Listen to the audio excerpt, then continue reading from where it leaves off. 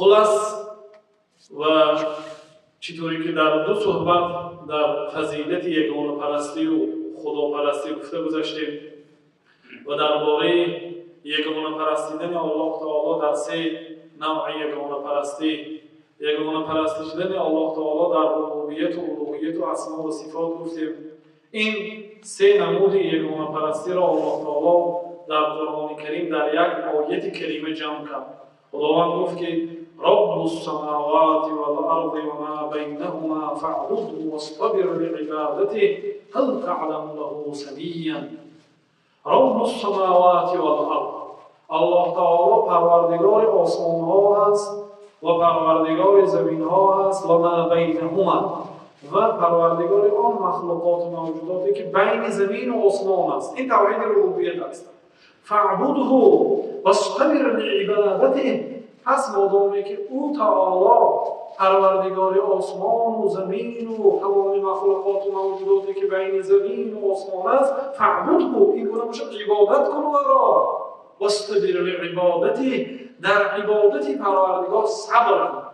واقعا عبادت مشقت دارد، نماز خواندن، روزه داشتن، تلاوت قرآن، حفظ قرآن، ذکر پروردگار، دروغ نگفتن و غیبت نکردن و خبرکشی نکردن و دیگر کارهایی که قرآن ما میگوید، همه این عبادت است.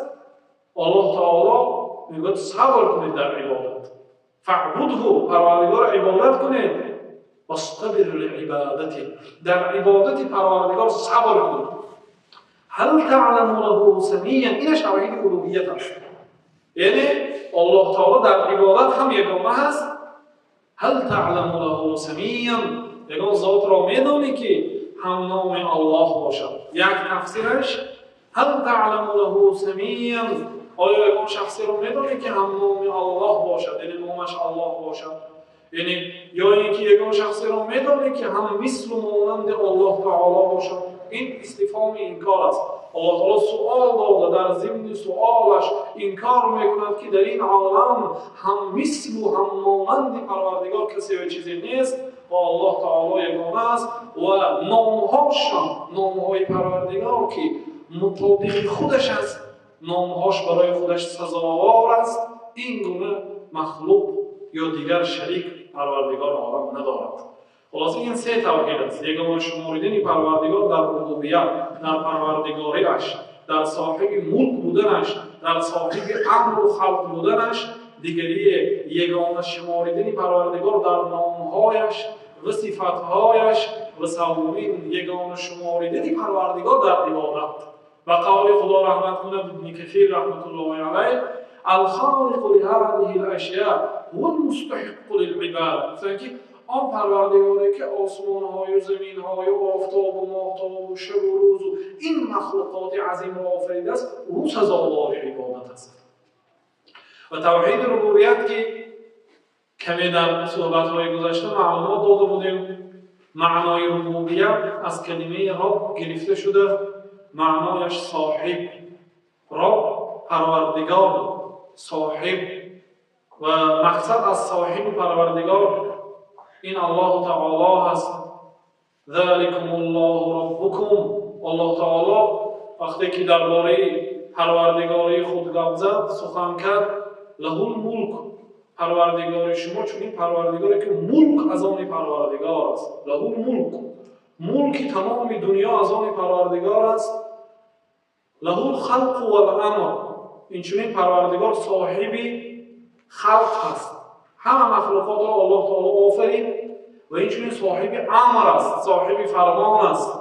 اگر به زمین امر کند که از خود بسبزاند میسبزاند، اگر نسبزاند نمیسبزاند، اگر گوید که بلرزه باید بلرزه میآید، اگر گوید که آب را در خودت نگاه دارد نگاه می‌دارد، نگاه ندارد و قعر زمین آبها می‌رود. آسمان هم در اطاعت پروردگار است، شمال هم با امر پروردگار یعنی جاری می‌شود، باران هم با امر پروردگار نازل می‌شود. له الخلق، له الامر، له الخلق، خلق از آن پروردگار است، خالق الله است، خلق کننده آفریده پروردگار است، امر از آن پروردگار است، فرمان از آن پروردگار است، ملک از آن پروردگار است. در این چیزها یگانه شماریدن پروردگار این توحید ربوبیت است.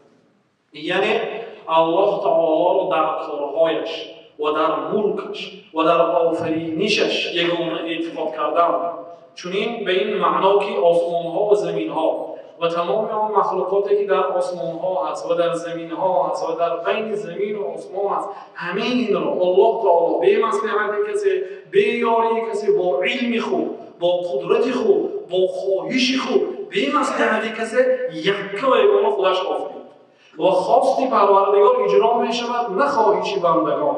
اگر الله تعالی یک کار را خواهد، همون کار می شود. در مشیت، در خواهش نیست الله تعالی یگانه است. اگر تمام مردم یک چیز خواهند، الله تعالی اون چیز را نخواهد، خواهش پروردگار خواهش تمام مخلوقات را غلبه می‌کند. بنابراین باید در این موضوع ها یگانه شماریدن پروردگار این اولین درجه یگانه پرستی هست که توحید ربوبیت توحیدی هست که این را تمام انسانیت قبول دارد. از آدم علیه السلام پیامبر خدا، از زمانه آدم علیه السلام تا زمانه نوح که 10 قرن از دنیا گذشت و کسی به الله تعالی شریک نمی آورد. سپس در زمان نوح شرک آوردن و به پروردگار عالم دیگر چیزها را مانند کردن پیدا شد. لیکن توحید ربوبیت یگانه اعتقاد کردن پروردگار عالم در کارهایش و در ملکش و در خلقش به این خیلی نادر شخصیت های هستند که این انکار کردن بودن پروردگار، موجودیت پروردگار را شخصیت های انکار کردن که دلشان به ایمان به الله تعالی پر بود، در دلهاشون به یگانگی پروردگار ایمان بود، لیکن با زبانهایشان و با قلمهایشان این انکار کردند و جحدوا بها و استیقنتها انفسهم.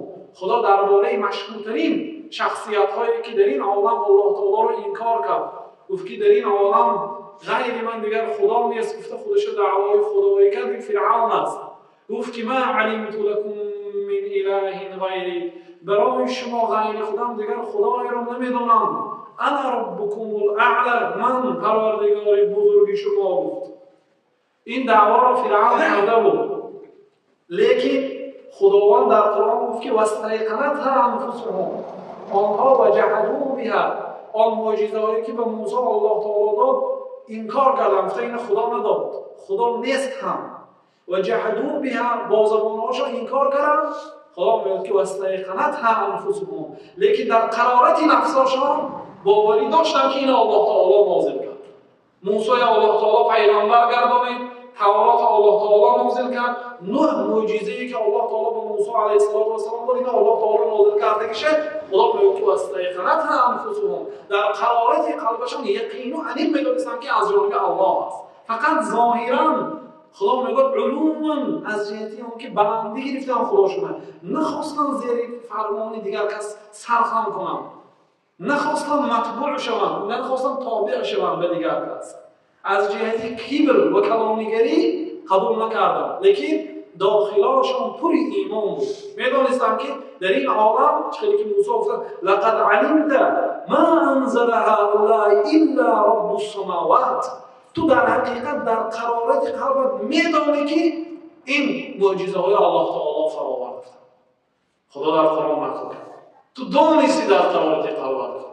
بنابراین آنها میدانستند، فرعون میدانست که در این عالم یگانه خدای حقیقی معبودی بر حق الله تعالی است. زیرا وقتی که بر آب غرق کرد الله تعالی، وقتی که فرعون رو به آب غرق کرد، فرعون گفت که آمنت بالذی آمنت به بنو اسرائیل، من ایمان آوردم با آن خدایی که بنی اسرائیل ایمان آورد و آن خدایی که غیری و خدا دیگر خدای حقیقی نیست.